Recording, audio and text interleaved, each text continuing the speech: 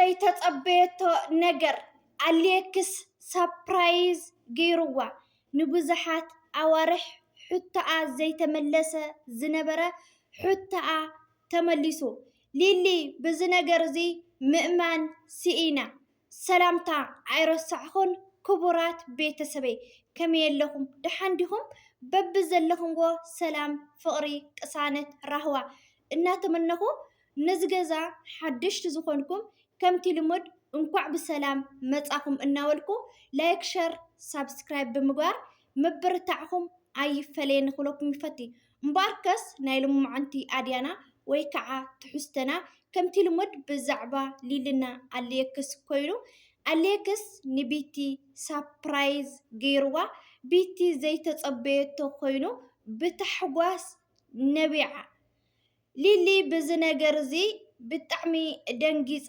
ምክንያቱ ምንም ነብሳ ከኣምነላ ኣይከኣለን እዩ እምበኣርከስ ክቡራት ቤተሰበይ ከም ዝፍለጥ ኣብ ዝሓለፈ አሌክስ ብቲ እናገበሮ ዝቐነየ ብፓስፖርት ሊሊና ዳጊ ብዝተዛረቦም ዘረባ ብጣዕሚ ተጣዒሱ እዩ ምክንያቱ ኣነ ንሊሊ ላብ ፖሊስ ገለ ክወስደኪ እየ ዝበልክዋ ነገር ኣነ ዋላ ሊሊ ትቕተለኒ እሞ ንዓየይ ክወስዳ ኣይክእልን እየ ግን ናይ ኢዶም እዩ በቲ ኣነ ዝተዛረብክዎም ቃላት ክጠዓሰሉ ኣይክእልን እየ ግን ደሞ ሎማዓንቲ ብጣዕሚ ደስ ይልኒ ኣሎ ሎሚ ንዓየይ ፍልይቲ መዓልቲ እያ ምክንያቱ ንብዙሕ መዓልትታት ንቢቲ ክነግራ እየ እናወልኩ ዝፀናሕኩ ግን ደሞ ዘይነገርክዋ ሎሚ ምሽጥር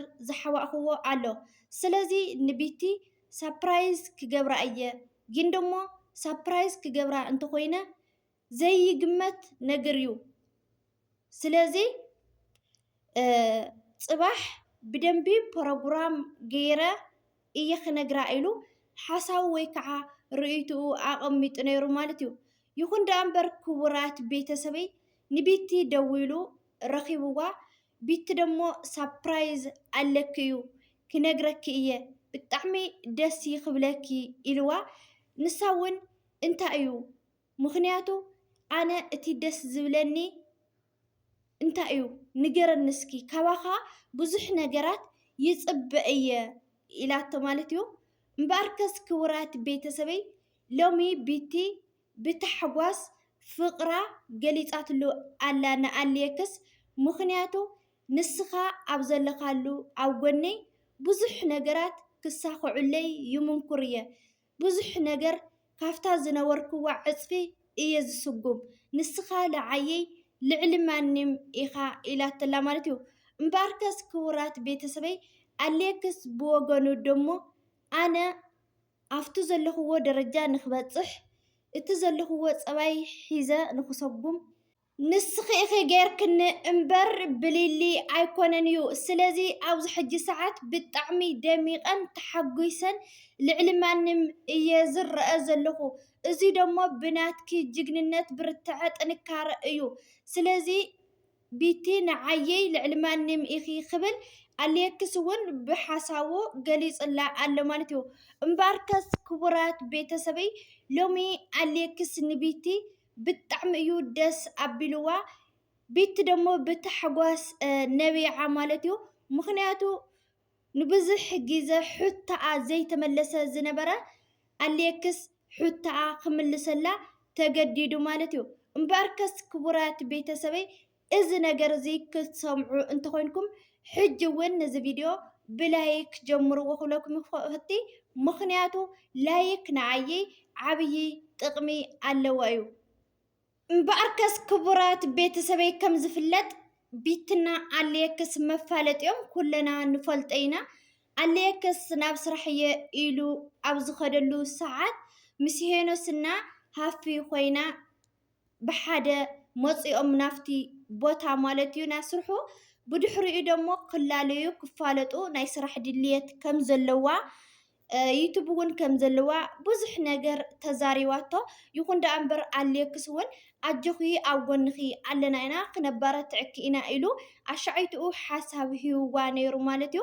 እምበኣርከስ ክቡራት ቤተሰበይ ብዘይ መንፀር ደሞ ቤቲ እናተቀራረበቶ ከይዳ እናተቀራረቡ ብዝኸዱ ቆፅሪ ደሞ ቤቲ ንኣሌክስ ብዙሓት ነገራት ሳፕራይዝ ከም ዝገበረቶ ትፈልጡ ኢኹም። ይኹን ደኣ እምበር እቲ ሳፕራይዝ ኣሌክስ ናብ ሊሊ ምስ ተመለሰ ምስ ሊሊ ብዙሕ ነገራት ግጭት ምስ ገጠመ እቲ ሳፕራይዝ ብዙሕ ነገር ተደርብዩ እዩ። ስለዚ ብዚ ነገር እዚ ደሞ ኣሌክስ ይቅርታ ኣነ እቲ ዝሃብክኒ ስጦታ ብዘይ ምግንዛበይ ኣሻዒቱ ከም ሕማቅ መሲልኪ ስለ ዝተሰማዓኽኒ ሸንዲናየ ኢና። ስለዚ ይቅርታ ግበርሊ ካብ ሕጂ ክክሕስ እየ ኣብ ጎንኺ ኣለኹ እየ። ስለዚ ንስኺ እቲ ዝገበርክለይ ነገር ሰናይ ኣነ ኣይገበርኩልኩን እየ። ስለዚ ኣነ ንዓኺ ብጣዕሚ ከሐጉሰኪ እዩ ዘይተፀበኽዮ እሞ ከዓ ንብዙሕ መዓልትታት ትፅበይዮ ዝነበርኪ ነገር ምሽጥር ሓዊአዮ ዝነበርኩ ፅባሕ ክዛረበኪ እየ። ምክንያቱ እዚ ክኸውን እንተኮይኑ ደሞ ኣነ ብደንቢ ግብጃ ናይ ድራር ገይረ እየ ክዛረበኪ ኢልዋ ማለት እዩ። እምበኣርከስ ክቡራት ቤተሰበይ ኣሌክስ እዚ ነገር እዚ ሎሚ ተጉ ኣቢልዎ ኣሎ።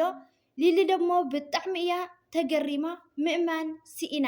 ምክንያቱ ኣሌክስ ኣብዚ ሕጂ ሰዓት ትክክለኛ ድዩ ዝሰርሕ ዘሎ? እሺ ሊሊ ጅግና ስለ ዝኾነት ጠንካራ ስለ ዝኾነት ተባዕ ስለ ዝኾነት ብተጋብር ኣርእያቶላ። ስለዚ ብተጋብር ስለ ዘርአየቶ ኣሌክስ ሓሪቑ ብዙሕ ነገር ተዛሪብዋ እዩ። ይኹን ደኣ እምበር ሊሊ እውን እዚ ነገር እዚ ከጣዕሰካ ምዃኑ ፅባሕ ንግሆ ክትፈልጥ ኣለካ ካብ ቃላትካ ዝወፁ ዘለው ዘረባ ኢላ ተዛሪባቶ ማለት እዩ።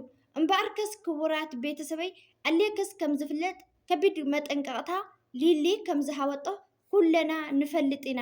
ግን ደሞ ኣሌክስ ኣብዚ ሕጂ ሰዓት ነገራት እናገደዶም እዩ ዝኸይድ ዘሎ እምበይ ካብ ጥፍኣቱ ክምሃር ኣይከኣለን እዩ። ሕልፍ ሓሊፍዎ እስካብ ፓስፖርተይ ወሲድኩምኒ መንገደይ ኣሰሪስኩምዎ ኣለኹም ማለት ምስ ቤቲ ክፈላለ ኣለኹ ማለት ኣይኮነን። ስለዚ ኣነ እንድሕር ክዝናነ ደልየ ምስኣ ግዜ ክሕልፍ እንተደልየ ማንም ሰብ ዝሕዘኒ ሰብ የለን እዩ ኢሉ ማለት እዩ። እምበኣርከስ ክቡራት ቤተሰበይ እቲ ሎሚ ተናጊርዋ ዘሎ ንቤቲ ደሞ ቤቲ ብቲ ነገርሱ ብጣዕሚ ሕጉስቲ ከም ዝኾነት ምክንያቱ ዘይትፅበዮ ዝነበረ ነገር እዩ። ክምልሰለይ ዶ ይኾን ሎሙዶ ናጋዶ እናበለት እዚ ነገር እዚ ትፅበዮ ዝፀንሐት ግን ደሞ ኣብ ጥርጥር ዘእተዋ እዩ ማለት እዩ። እምበኣርከስ ክቡራት ቤተሰበይ ሎሚ ኣሌክስ ንቤቲ የፍቅረኪ እየ ኢሉ እቲ ፍቅራ እውን ከም ዝተቐበሎ እዩ ተዛሪብዋ ዘሎ ማለት እዩ። እምበኣርከስ ክቡራት ቤተሰበይ ብጣዕሚ እዩ ዝገርም ብጣዕሚ እዩ ዘተሓሳስብ ናበይ መንገዲ እዩ ዝኸይድ ዘሎ ኣሌክስ ማለት እዩ። ናይ ሎማዓንቲ ዝነበረና ፀንሒት እዚ ይመስል ነይሩ።